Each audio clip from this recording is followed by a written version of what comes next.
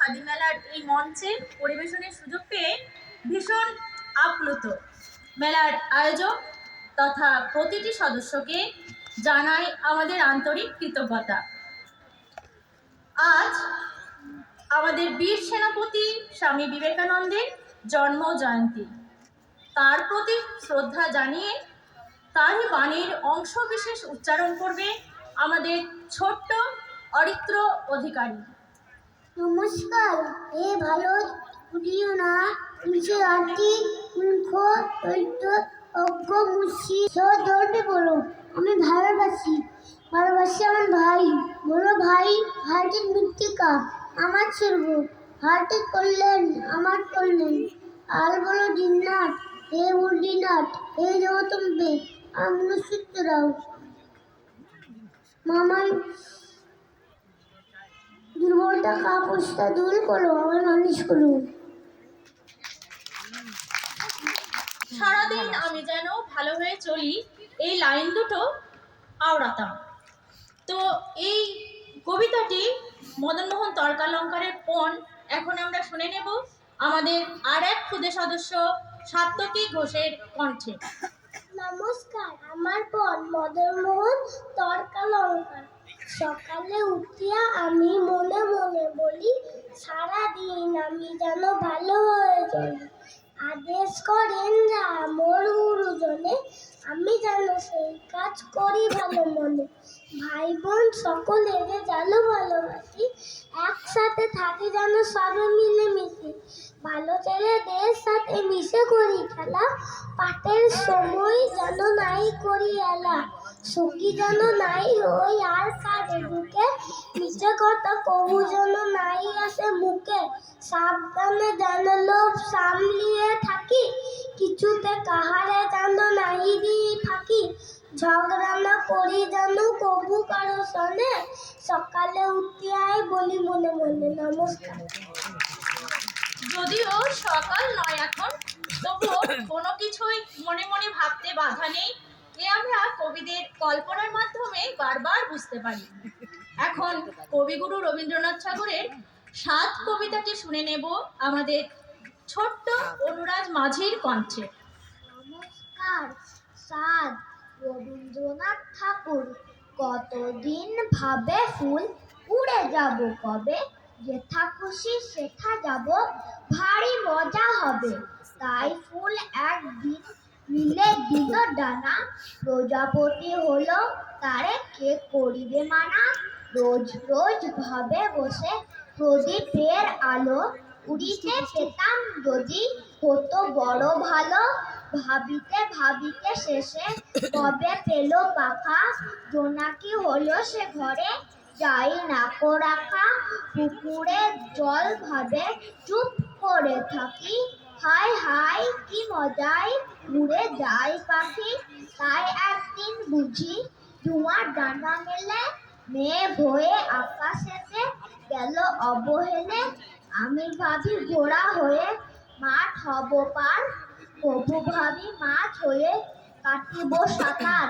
প্রভু ভাবি পাখি হয়ে উড়িব গগনে, কখনো হবে না সে কি ভাবি তাহা মনে। নমস্কার।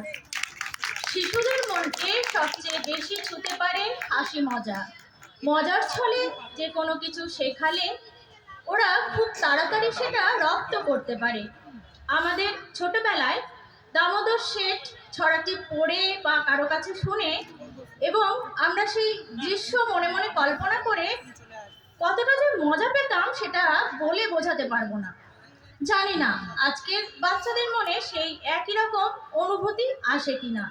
এখন কবিগুরু রবীন্দ্রনাথ ঠাকুরের দামোদর শেঠ ছড়াটি শুনে নেব আমাদের আর এক ক্ষুদে সদস্য ওম সাহার কণ্ঠে। নমস্কার। দামোদর শেঠ রবীন্দ্রনাথ ঠাকুর। অল্পেতে খুশি হবে দামোদর শেঠ কি, মুরগির মজায় যায় বাজা ভেটকি। আনবে কুটকি জুতো মুটকিতে দিয়ে নো, জলপাই গুড়ি থেকে এনো দিও নো, চাটনিতে পাওয়া যাবে বলে পেটকি, চিতে বাজার থেকে এনো গরম চা, কাঁকড়া 3 4 গরম চা, না হয় খরচা হবে, মাথা হবে কি, মনে রেখে বড় হবে, করা যায় আয়োজন, হলে বড় খাতো হয় মত আয়োজন, কুইনিও জুড়াতে দিবি দেখতে। নমস্কার। কবি সুকান্ত ভট্টাচার্যকে আমরা বিদ্রোহী কবি হিসেবেই বেশি চিনি, কিন্তু তার কলমেও সুন্দর সুন্দর মজার কবিতা লেখা হয়েছে। তেমনই একটি মজার কবিতা সুচিকিৎসা এখন আমরা শুনে নেব আমাদের সুমাইয়া সুলতানার কাছ থেকে। নমস্কার। সুচিকিৎসা সুকান্ত ভট্টাচার্য। বদ্রীনাথের সর্দি হলো, কলকাতাতে গিয়ে আচ্ছা করে জোলাপ নিল নসিনাকে দিয়ে, ডাক্তার এসে বলল কেসে বড়ই কঠিন ব্যামো, এসব কি সুচিকিৎসা? আরে আরে রামু, আমার হাতে পড়লে পরে এক্সরে করে দেখি রোগটা কেমন কঠিন কিনা, আসল কিংবা মেকি, থার্মোমিটার মুখে রেখে সাবধানেতে থাকুক, আইস ব্যাগটা মাথায় দিয়ে একটা দিন তো রাখুক, ইঞ্জেকশন নিতে হবে, অক্সিজেনটা পরে, তারপরেতে দেখবো এলো থাকে কেমন করে। পল্লীগ্রামের বদ্রীনাথ অবাক হলো বাড়ি, সর্দি হলেই এমন তর, ধন্য ডাক্তারি। নমস্কার। শিশুদের অনেক কথাই বড়রা মানতে চান না, ভাবেন ওরা মিথ্যে কথা বলছে, কিন্তু তারা তাদের কল্পনায় ভর করে কত কি যে ভেবে চলে। শিশু মনের এই দোদুল্যমানতা নিয়ে লেখা শঙ্খ ঘোষের কবিতা মিথ্যে কথা এখন আমরা শুনে নেব আমাদের সৃজা শর্মার কাছ থেকে। নমস্কার।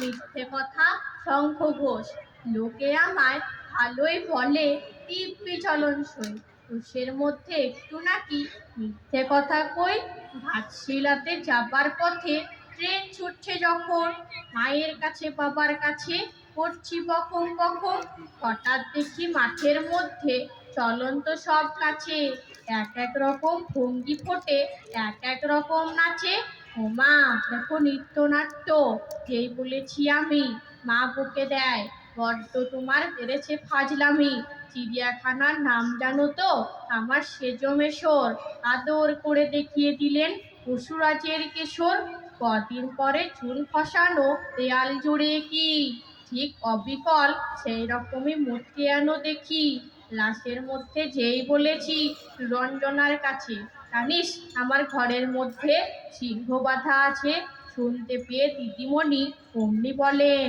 শোনো এসব কথা আবার যেন না শুনি কখনো, বলি না তাই সেসব কথা সামনে থাকি খুব, কিন্তু সেদিন হয়েছে কি এমনি বেয়াকুব, আকাশ পারে আবারও চোখ গিয়েছে আটকে, শরৎ মেঘে দেখতে পেলাম রবীন্দ্রনাথকে। নমস্কার।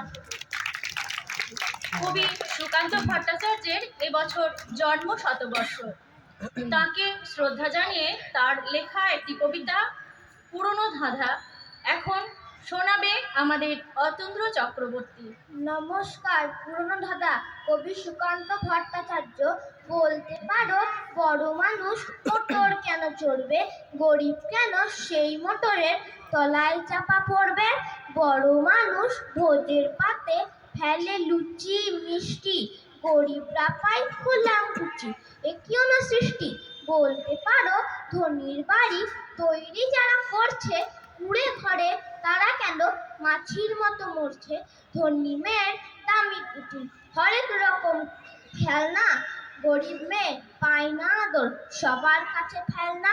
বলতে পারো ধনীর মুখে যারা জোগায় খাদ্য, ধনীর পায়ের তলায় তারা থাকতে কেন বাধ্য, হিং টিং ছট প্রশ্ন এসব মাথার মধ্যে কামড়ায়, বড় লোকের ঢাক তৈরি গরিব লোকের চামড়ায়। নমস্কার।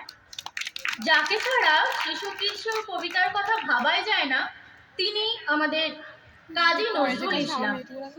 তাকে বিদ্রোহী কবি হিসাবেই আমরা চিনি, কিন্তু আজ আমরা তার বিদ্রোহের কবিতা শুনবো না, শুনবো একটি মিষ্টি কবিতা ঝিঙে ফুল আমাদের মিষ্টি মেয়ে তাসমিন সুলতানার কণ্ঠে। নমস্কার, ঝিঙে ফুল কাজী নজরুল ইসলাম।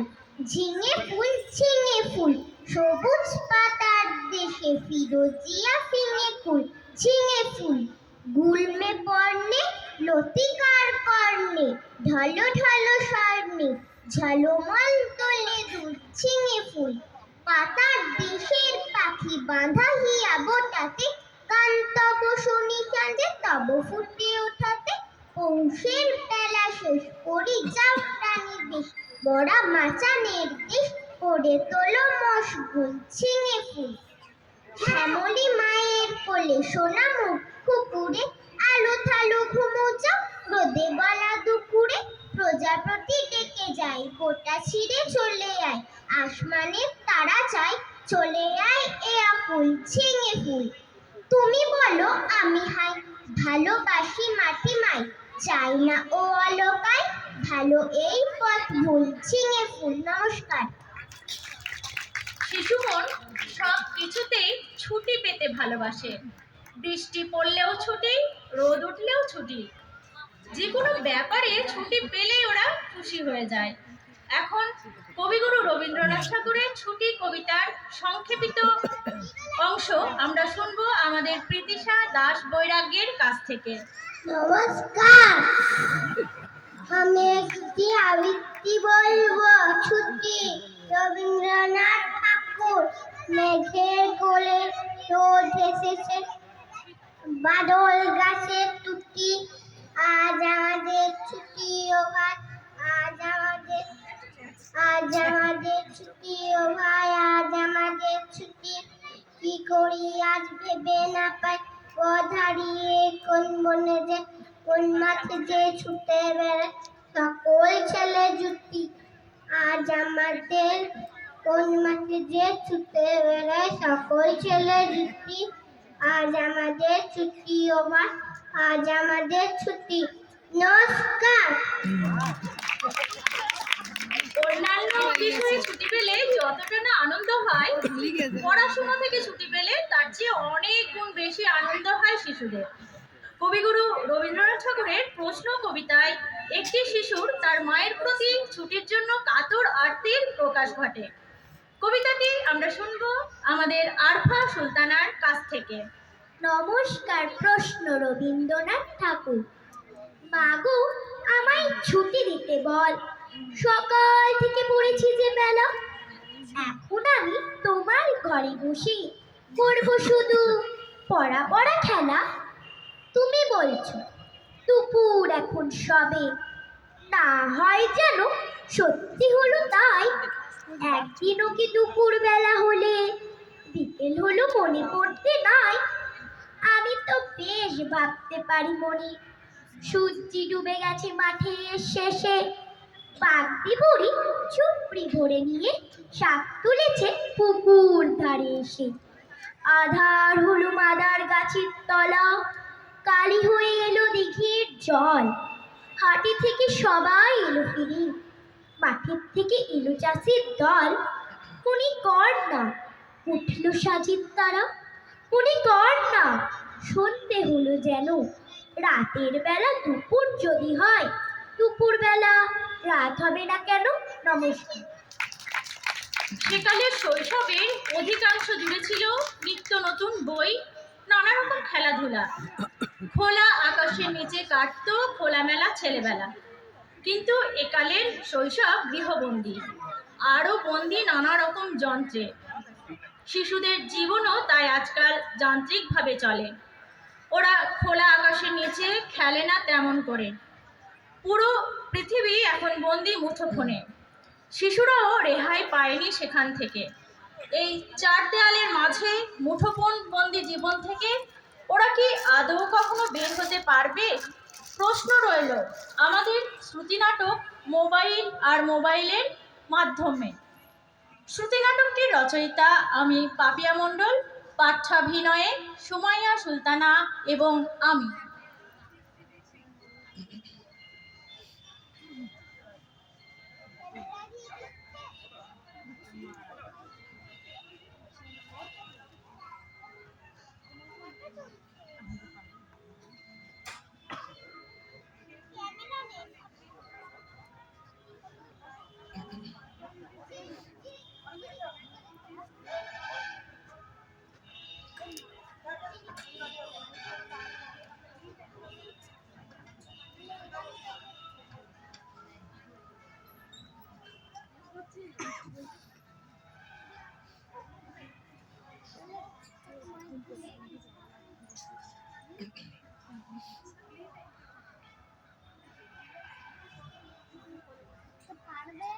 করছি আমাদের শ্রুতি নাটক মোবাইল আর মোবাইল।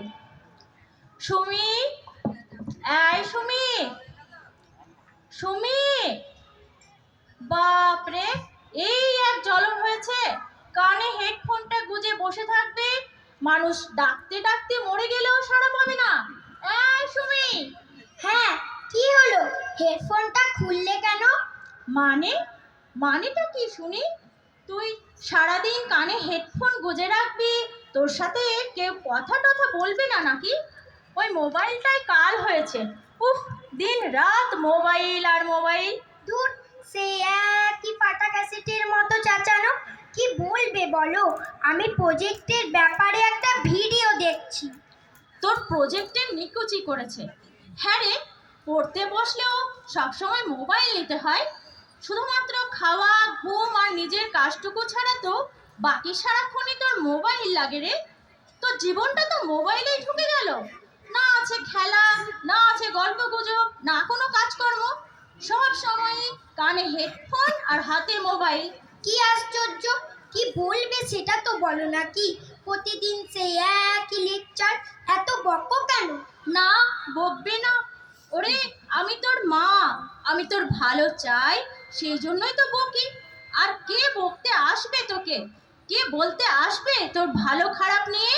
সে নয় হলো, বলো কি বলছিলে? এতক্ষণ ধরে তো বকেই চললে শুধু।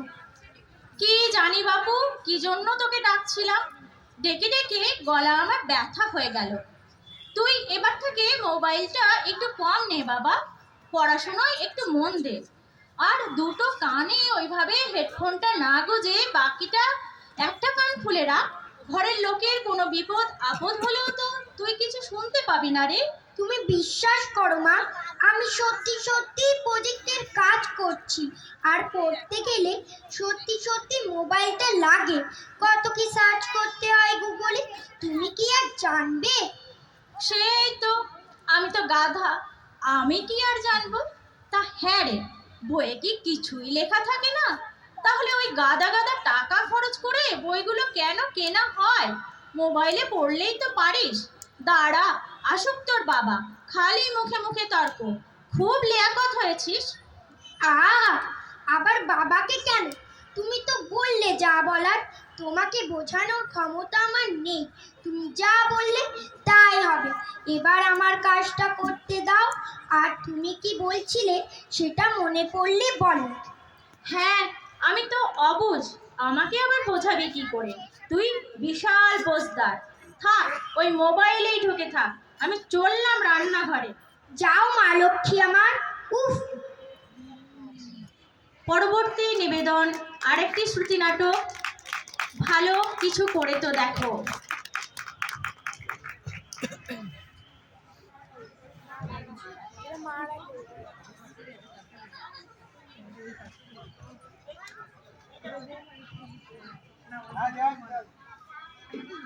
অংশগ্রহণে সমর্পিতা অধিকারী, মিঠু চক্রবর্তী এবং মঞ্জুশ্রী ঘোষ।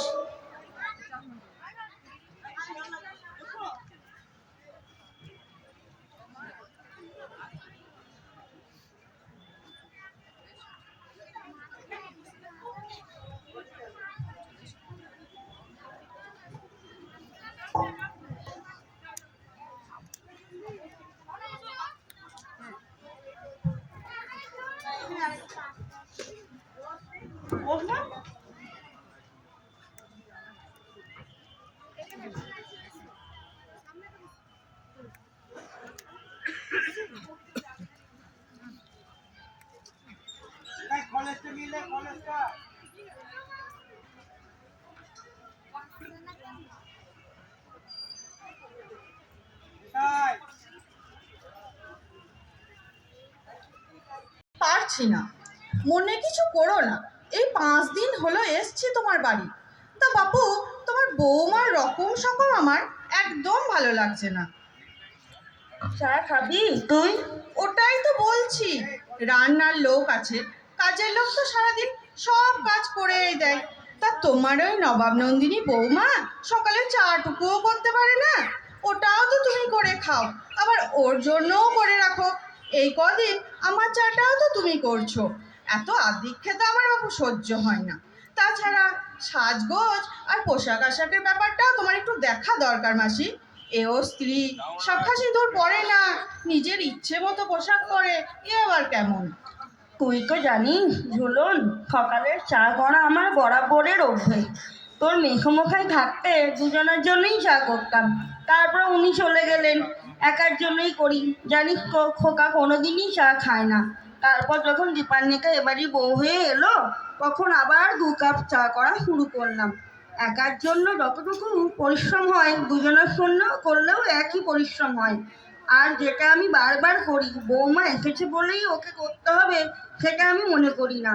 যদিও দীপাঙ্গিকা প্রথম দিকে একটু একটু কিন্তু বোধ করতো, বোঝানোর পর এখন আর কিছু বলে না। আর সাজগোজ পোশাক আশাক, এটা আমি কিছু মনে করবো কেন বল? এটাকে ওর ইচ্ছে মতো চলবে, এটাই তো হওয়া উচিত। আর কাজকর্ম ওটা মেয়েদেরকে শেখাতে হয় না রে, নিজের সংসারে কাজ নিজে করতে পারবে একদিন ঠিক। এখন হলো মেয়েটা খুব ভালো, ব্যাস ওটাই সব। তুই একটু চিন্তা করিস না মা। বুঝি না বাপু, তুমি এত ভালো কি করে? ওই আমার শাশুড়ি তো এমন নন। হ্যাঁ রে ঝুলন, কেমন আছেন উনি? একবার শুনেছিলাম খুব শরীর খারাপ, কি ওষুধ খান এখন? কেমন আর থাকবেন, ওনার রোজই রোগ রোগ বাতি। কি ওষুধ খান আমি বাবু অত জানি না। শোন মা, তুই তো আমার মেয়ের মতো, তোকে একটা কথা বলি, মনে রাখ, শুধু শুধু কেউ কাউকে ভালোবাসে না রে। এই যে আমার বৌমা, তুই বললি যে কাজ করে না, জানিস আমার প্রত্যেকটা ওষুধের খবরও জানা। শেষ হওয়ার আগে অনলাইনে অর্ডার করিয়ে রাখে। আমার শরীর খারাপ হলে সারাক্ষণ আমায় আগলে রাখে। কোথাও বাজারে গেলে আমাকে জিজ্ঞেস করে যায়, মা তোমার জন্য কিছু আনতে হবে কিনা।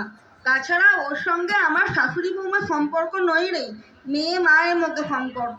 আমরা দুজনে গল্প করি, টিভি দেখি, হাসাহাসি করি। এই জন্য খোকাও খুব ভালো আছে জানিস। আসলে আমাদের কারোরই প্রতি কোনো অভিযোগ নেই। তুই তোর নিজের দৃষ্টিভঙ্গি বদলে দেখ, তুইও ভালো থাকবি। আর ভালোবাসা পেতে গেলে আগে ভালোবাসা দিতে হয় রে মা। সত্যি গো মাসি, তোমার মতো যদি সবাই ভাবতে পারতো তাহলে কোনো সংসারেই কোনো অশান্তি থাকতো না। এইভাবেই তোমরা ভালো থেকো গো। আমি তো আজ বিকেলে ফিরে যাব, তোমার কথা নিশ্চয়ই মনে রাখবো। ও দিদি ভাই, এই নাও, ধরো ধরো, তোমার চাটাও আমি নিয়ে এলাম। আর বলো না, মায়ের হাতে এই চা খেয়ে এমন অভ্যেস হয়ে গেছে, বাপের বাড়িতেও আর চায়ের স্বাদ পায় না জানো। আমার অভ্যেসটাই খারাপ করে দিয়েছে তোমার মাসি। তোর যত বাজে কথা। ওই দেখ ঝুলন আর চলে যাবে বলছে বিকালে। কেন দিদি ভাই, আর কটা দিন থাকো না গো।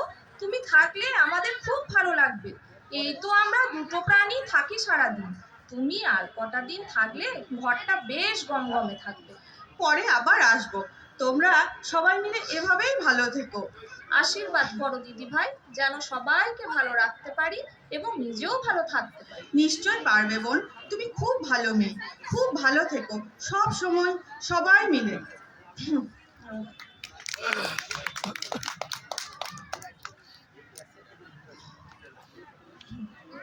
হ্যালো, সত্যিই তাই। আমরা যদি নিজেদের দৃষ্টিভঙ্গির পরিবর্তন করি তাহলে মানসিকভাবে অনেকখানি ভালো থাকতে পারি আমরা। এখন আমাদের শেষ নিবেদন বীরভূমের আঞ্চলিক ভাষায় লেখা কবিতা কে জানে। কবিতাটি রচনা করেছি আমি পাপিয়া মণ্ডল, পাঠ করব আমি এবং মল্লিকা সাহা।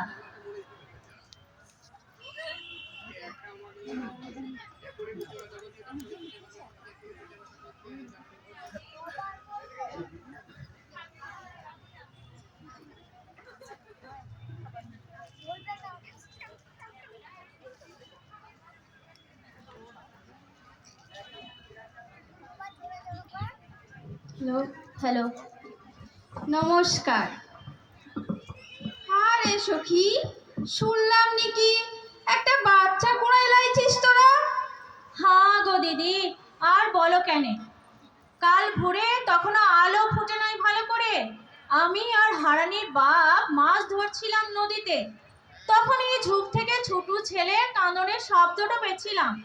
হারানের বাপ বললে, ও নিচের ডাক বটে, ওদিকে কান দিস না। মাছ ধরতে এসে ওরকম আমি কত শুনি। আমার মনটা মানল না কিছুতে। গেলাম মনে সাহসটা নিয়ে ঝুপের কাছে, যেয়ে দেখলাম কানে জড়িয়ে একটা বাচ্চা পড়ে রয়েছে আর কেঁদেই যাচ্ছে। মায়ের মন আমার, ও দেখে কি থাকতে পারি। তাড়াতাড়ি নিলাম কোলটোতে তুলে। হারানের বাপ ও মাছ ধরা ফেলে ছুটে এলো। কানে খুলে দেখলাম একটা বিটি ছেলে বটে। ও বললে, বাহ রে মানুষ বাহ, তোরা মন্দিরের পেতিমেকে পুজো করবি আর পেট থেকে পেতিমে বেরোইলে ওকে ফেলে দিবি বনিয়া বাজারে। বাহ রে বাহ, চল রে সুখী, ওকে নিয়ে চল আমাদের ঘরে। আমাদের পাপতি হারানের সঙ্গে ওকেও বড় করবো আমরা। তা ভালো করলি বটে তোরা, কিন্তু তোদেরও তো নুন আনতে পান্তা ফুরান যায়, আবার একটাকে নিয়ে ঝামেলা বাড়াইলি। কি করব গো দিদি, ভগবান ওকে যখন আমাদের কাস্টতে পাঠাইছে, ফেললে তো আর দিতে পারি না কো। আমার হারান পাপতির মতনই ওকেও আমরা মানুষ করব। হ্যাঁ, মানুষ করব ওকে, মানুষের মতন মানুষ। বেটি ছেলে বলে যারা ওকে ফেলে দিলে, তাদের মতন অমানুষ করব না। দেখো, ও লেখাপড়া শিখবে, হারান পাপতির সঙ্গে ওকেও স্কুলে পাঠাইবো। ও বড় হবে, অনেক বড় হবে। তাই হোক সুখী, আশীর্বাদ করি তোকে আর তোদের সবাইকে। তোদের মতন মন যদি সবাই পেত, তাহলে খালে বিলে ঝুপে ঝাড়ে এত অবলা প্যারানগুলো পড়ে পড়ে নষ্ট হতো না রে। মানুষ কি কবে বুঝবে কে জানে। বিটি ছেলেও মানুষ, বিটি ছেলেরও বাঁচার অধিকার আছে। জানি না গো দিদি, কিছুই বুঝি না। এত নাকি দেশ এগিয়েছে, এত নাকি উন্নতি হয়েছে, কিন্তু আমরা তো কিছুই বুঝি না। কে জানে কবে যে সব ঠিক হবে, কে জানে। ঠিকই বলেছিস তুই সুখী, সত্যি কে জানে। বেশ রে, আজকে তবে আসি, ভালো থাকিস তোরা সবাই মিলে। হ্যাঁ গো দিদি, এসো, ভালো থেকো তুমিও। নমস্কার। নমস্কার। আমাদের নিবেদন এখানেই শেষ হলো।